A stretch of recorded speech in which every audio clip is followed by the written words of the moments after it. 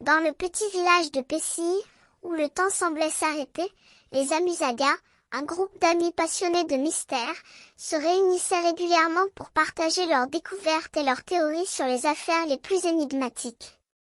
Cette nuit-là, elles se retrouvaient dans la chambre de la Lien, la plus mystérieuse d'entre elles, pour discuter de l'amoureux secret de Nina, la reine des mythos.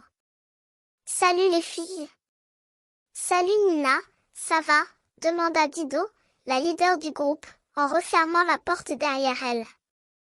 Les autres Amusaga s'installèrent autour de la table, les yeux brillants de curiosité.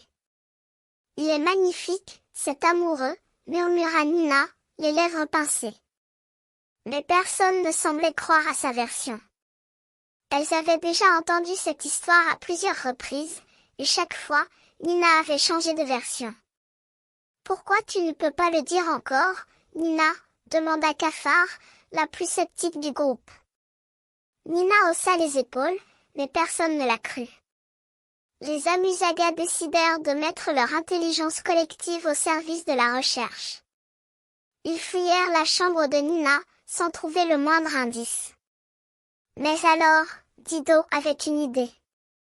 Nous allons chercher des indices dans la poubelle, annonça-t-elle.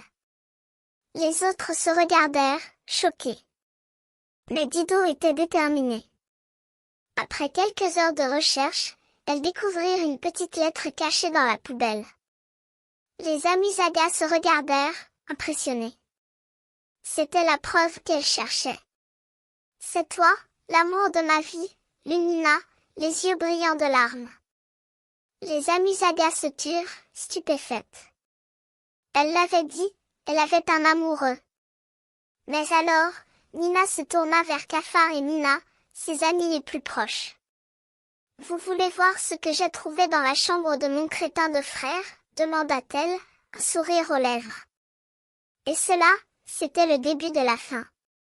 Les Amusaga découvrirent que Nina avait des secrets, beaucoup de secrets. Et qu'elle les avait cachés pendant des mois. Enfin, après des heures de fouilles et de découvertes, les Amusaga comprirent que Nina n'était pas la seule à avoir un secret.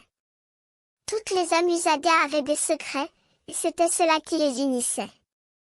Nous sommes des Amusaga, les révélait Dido, et nous allons continuer à fouiller les secrets les plus étranges, les plus mystérieux, les plus fascinants.